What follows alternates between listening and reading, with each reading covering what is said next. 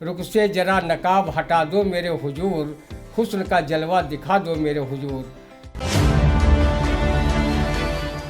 भक्त मिलके कपड़े पहनिए पहनाइए, आज ही ले जाइए, बहुत दिन टिकते हैं, जो अंग छिपाने चाहिए इनमें से साफ दिखते हैं।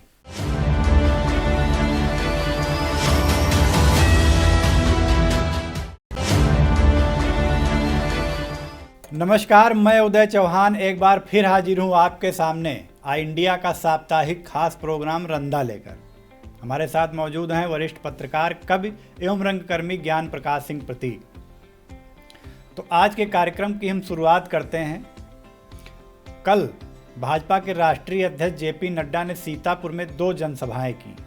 बिस्वा व मछरेटा में भाजपा के राष्ट्रीय अध्यक्ष जेपी नड्डा ने कहा कि अखिलेश ने की आतंकवादियों की रक्षा। इस पर रंदा की क्या टिप्पणी है, आप सुनिए। सो बोले तो बोले, चलने का बोले जहिमा 72 साल। आदरणीय नड्डा जी, भले ही किसी की याददाश्त कमज़ोर हो, पर रंदा की याददाश्त बिना दिमागी दवा खाए और ब्राह्मी पिए हमेशा टनाटन रहती है। नड्डा जी, जब कांधार विमान अपहरण की घटना हुई थी तो केंद्र में भाजपा की अटल बिहारी की सरकार थी और तब पाकिस्तान की दुर्दांत आतंकवादी अजहर मसूद को आपकी सरकार के तत्कालीन विदेश मंत्री जसवंत सिंह विमान में बिठाकर उसे कंधार छोड़ने गए थे। नड्डा जी, जब देश में विश्वनाथ प्रताप सिंह की सरकार थी और इस सरकार का समर्थन भाजपा कर रही थी, तब तत्कालीन गृह मंत्री मुफ्ती मोहम्मद सईद की बेटी डॉक्टर रूबिया का अपहरण आतंकवादियों ने कर लिया था, जिसके एवज में भारतीय जेलों में बंद कई आतंकवादी छोड़े गए थे। आपकी मोदी सरकार में जब पठानकोट की घटना हुई तो घटना कराने वाली आईएसआई के अधिकारियों को जांच के लिए आपकी सरकार ने बुलाया था, जिसकी पूरे देश में आलोचना भी हुई थी। आतंकवादियों का पक्ष चाहे सत्ता पक्ष ले या विपक्ष, रंदा ऐसे नेताओं व दलों को लानत भेजता है, क्योंकि रंदा के लिए राष्ट्रहित सर्वोपरि है। वो देश की संप्रभुता व संविधान की रक्षा के लिए अपने प्राणों को उत्सर्ग करने में भी देर नहीं करेगा। जी बिल्कुल, राष्ट्र धर्म और राष्ट्रहित हर भारतीय नागरिक के लिए सर्वोपरि होना चाहिए। हम आगे बढ़ते हैं। जेपी नड्डा ने कहा कि महिलाओं को अब चूल्हा नहीं फूंकना पड़ता। इस पर रंदा क्या टिप्पणी करता है, आप सुनिए। गैस सिलेंडरों पर दाम बढ़ाते रहिए, महिलाएं तो क्या, रंदा सरीखे मर्द भी चूल्हा फूंकेंगे। नड्डा जी, जिन महिलाओं को आपकी सरकार ने उज्ज्वला गैस कनेक्शन दिया था, उनमें से कितनी महिलाएं 1000 रुपये खर्च कर उन्हें भरवा पा रही हैं। गैस चूल्हा व सिलेंडर घर में लुढ़क रहे हैं और महिलाएं चूल्हा फूंककर धुआं से अपनी आंखें खराब कर रही हैं। आप जैसे बड़े लोग गरीबी क्या जाने, गैस घर में हो या न हो कोई फ़र्क नहीं पड़ता। 5 सितारा होटल तो आप जैसे लोगों के स्वागत में पलक पावड़े बिछाए रहते हैं। जी बिल्कुल। हमारी अगली खबर है, पश्चिम के वोटरों ने लिया दिग्गजों का इम्तिहान। इस पर रंदा की टिप्पणी आप सुनिए। रंदा ने अभी तक सुना था कि गुरु अपने शिष्य का इम्तिहान लेते हैं।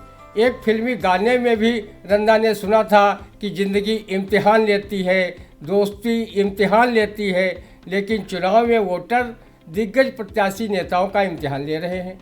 ठीक से उनका इम्तिहान ले लेना, कहीं चूक गए तो वो आपका इम्तिहान पूरे 5 साल लेंगे और छोटी छोटी समस्याओं के लिए खून के आंसू रुलाने का कार्य करेंगे।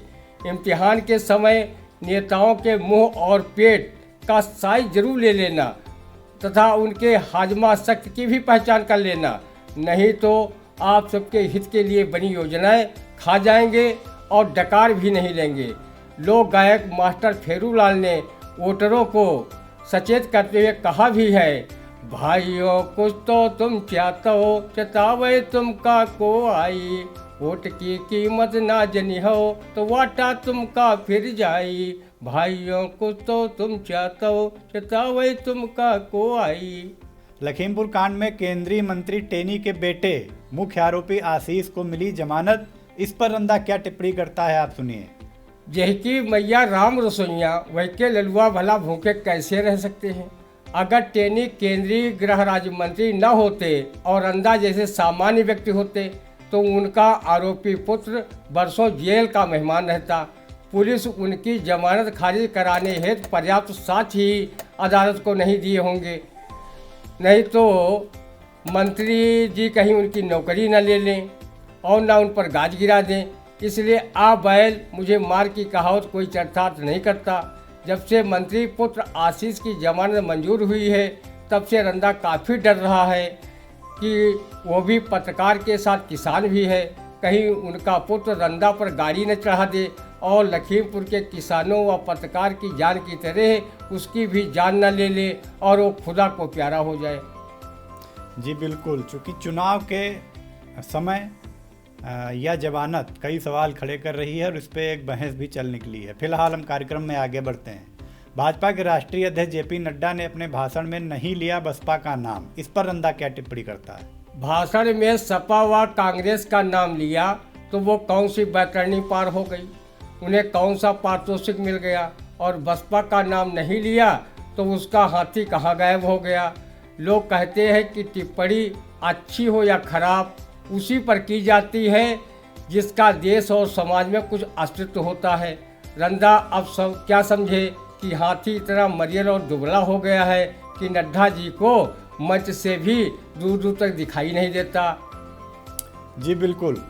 हमारी अगली खबर है, राजा टोडरमल स्मारक समिति के अध्यक्ष संजय पुरी ने कहा कि राजा टोडरमल राजस्व के जनक व अकबर के 9 रत्नों में से एक थे। इस पर रंदा की टिप्पणी आप सुनिए। आज सम्राट अकबर और राजा टोडरमल जीवित होते तो वो 9 रत्नों की जगह 10वां रत्न संजय पुरी को घोषित कर गर्व का अनुभव करते। कहते हैं कि गेहूं की तीसरी पीढ़ी के बाद कंडौर उपजने लगता है, किंतु राजा टोडरमल की 50 पीढ़ी गुजरने के बाद भी संजय पुरी जैसे उनके वंशज उनके नाम को अपनी गोदी में लेकर नवनिहाल की तरह खिला रहे हैं। राजा टोडरमल ने भूलेख व राजस्व संबंधी जो कार्य किए उसके लिए पूरा देश कृतज्ञ है और आगे भी रहेगा। भाई संजय पुरी बधाई के पात्र हैं जो ऐसे महापुरुषों को समय समय पर कार्यकर्ता के जरिए याद दिलाने का काम करते रहते हैं। रंदा का मानना है जो व्यक्ति महापुरुषों व बुजुर्गों का सम्मान नहीं करता वो जीवित रहते हुए भी मृतक की श्रेणी में गिना जाता है और समय के साथ वो नष्ट भी हो जाता है। जी, हमारी अगली खबर है, 84 कोसी परिक्रमा के अध्यक्ष व पहला आश्रम के महंत भरत दास हुए ब्रह्मलीन। इस पर रंदा की टिप्पणी आप सुनिए। रंदा किसी के न जन्म पर खुश होता है और न किसी के मरने पर आंसू ही बहाता है। अगर कहीं आंसू बहाने की औपचारिकता निभानी पड़ी तो वो आंखों में प्याज का रस डालकर निभा लेता है, लेकिन पहला आश्रम के महंत भरतदास के ब्रह्मलीन होने पर वास्तव में उसके आंखों से अश्रुधारा बह रही है। रंदा को कहीं उनके स्थान पर ईश्वर ने ब्रह्मलीन कर दिया होता तो कम से कम आगामी होली परिक्रमा में डंका तो बजा लेते। रंदा को जब ढोल व खंजड़ी तक बजाना नहीं आता तो वो भरतदास जैसा डंका कहाँ से बजाएगा। रंदा उनकी काफ़ी इज्जत करता था। रंदा को भी मालूम है कि जो दुनिया में आया है उसे एक दिन दुनिया छोड़कर जाना ही पड़ता है। मृत्यु एक शाश्वत सत्य है, इसलिए रंदा हमेशा मृत्यु का स्वागत करने के लिए तैयार रहता है।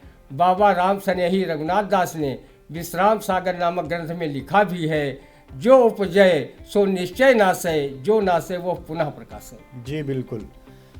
सपा अध्यक्ष अखिलेश यादव ने बिजनौर में कहा कि किसान झुका नहीं, सरकार को झुकना पड़ा। इस पर रंदा की टिप्पणी आप सुनिए। बलिहारी मनाओ अखिलेश बाबू यूपी सहित 5 राज्यों के चुनाव की, नहीं तो सरकार कभी नहीं झुकती, चाहे 700 की जगह 7000 किसान आंदोलन के दौरान गर्मी जाड़े में मर जाते। विधानसभा चुनाव में नफा नुकसान का आकलन कर 3 कृषि कानून वापस लिए हैं। जो सरकार 700 किसानों की मौत पर संवेदना का एक शब्द भी संसद में न बोला हो और किसानों पर गाड़ी चढ़ाने वाले व्यक्ति के पिता को मंत्री पद से न हटाया हो तो समझ लेना चाहिए कि केंद्र व राज्य की सरकार में बैठे लोग किसानों के प्रति कितना आदर सम्मान रखते हैं।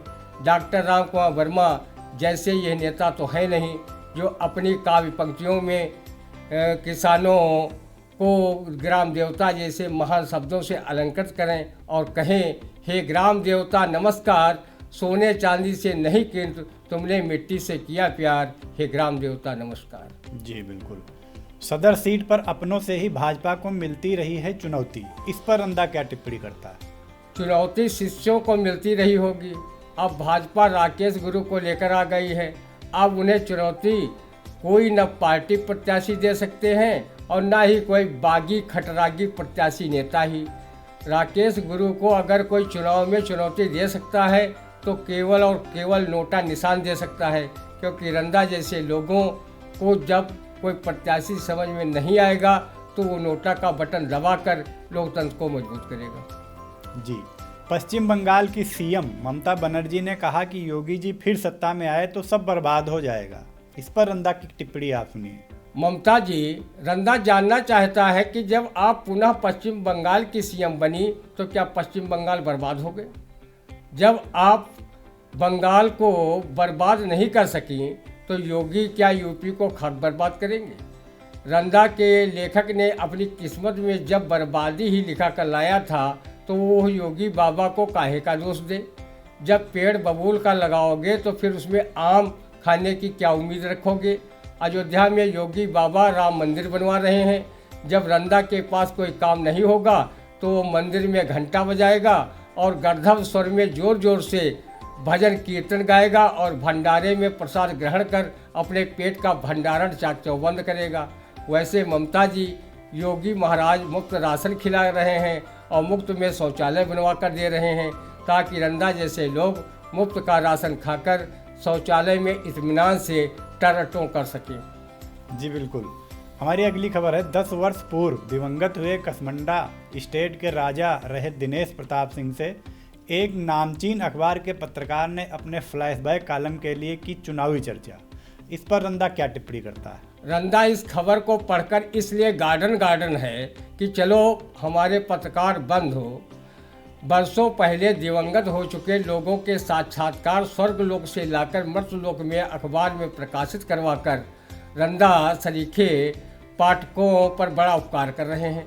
कमलापुर के राजा रहे दिनेश प्रताप सिंह ने जब अपने मरने के 10 वर्ष गुजर जाने पर जो चुनावी इंटरव्यू दिया उसे अखबार में पढ़कर मुझे दुनिया की सबसे बड़ी खुशी मिली कि चलो, जब बरसों पहले के नामचीन लोग मरकर भी जीवित व्यक्तियों से अच्छा इंटरव्यू देते हैं तो रंधा भी जब मरेगा तब उस पत्रकार को जरूर आमंत्रित करेगा कि उसका भी उसी तरह इंटरव्यू लेकर प्रचारित प्रसारित अवश्य करना चाहिए, जैसे दिवंगत राजा साहब का किया है।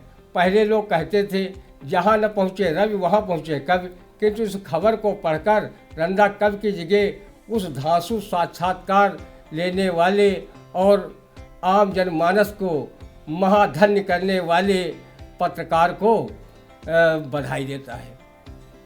जी। हमारी अगली खबर है कांग्रेस महासचिव प्रियंका गांधी ने कहा कि महिलाएं बिकनी पहने या हिजाब या उनकी पसंद, इस पर रंधा क्या टिप्पणी करता है? बजा फरमाया प्रियंका जी आपने। खाना पहनना व्यक्ति का मौलिक अधिकार है। वो क्या खाता है क्या पहनता है इसमें किसी को टांग अड़ाने की आवश्यकता नहीं है, लेकिन लोगों को हर चीज़ में सियासी रंग दिखाई पड़ता है।